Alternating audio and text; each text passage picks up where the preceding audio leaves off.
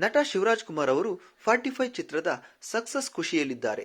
ಇತ್ತ ದರ್ಶನ್ ಪತ್ನಿ ವಿಜಯಲಕ್ಷ್ಮಿ ಹಾಗೂ ಕಿಚ್ಚ ಸುದೀಪ್ ನಡುವೆ ಸ್ಟಾರ್ ವಾರ್, ಅಭಿಮಾನಿಗಳ ನಡುವೆ ಫ್ಯಾನ್ಸ್ ವಾರ್ ಶುರುವಾಗಿದ್ದು, ಇದರ ಬೆನ್ನಲ್ಲೇ ಇದೀಗ ದರ್ಶನ್ ಮಗ ವಿನೀಶ್ ಬಗ್ಗೆ ಶಿವಣ್ಣ ಅಚ್ಚರಿಯ ಹೇಳಿಕೆ ಕೊಟ್ಟಿದ್ದಾರೆ. ದರ್ಶನ್ ಪರಿಸ್ಥಿತಿ ನೆನೆದು ಭಾವುಕರಾಗಿದ್ದಾರೆ. ಹಾಗಾದ್ರೆ ದರ್ಶನ್ ಹಾಗೂ ಮಗನ ಬಗ್ಗೆ ಶಿವಣ್ಣ ಹೇಳಿದ್ದೇನು? ಅದೆಲ್ಲ ಸಂಪೂರ್ಣವಾಗಿ ನೋಡೋಣ ಬನ್ನಿ.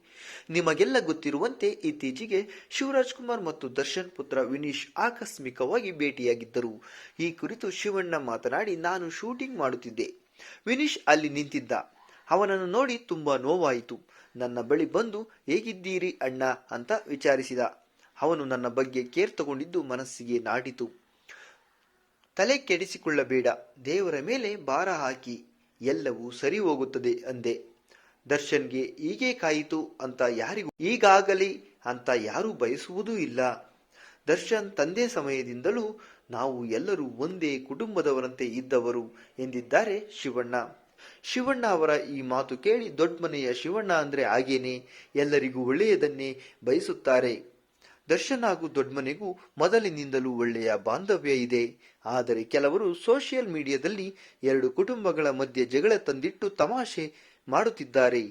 ಶಿವಣ್ಣ ಅವರ ಮಾತಿನ ಬಗ್ಗೆ ನಿಮ್ಮ ಅನಿಸಿಕೆ, ಅಭಿಪ್ರಾಯಗಳನ್ನು ಕಮೆಂಟ್ ಮಾಡಿ ತಿಳಿಸಿ.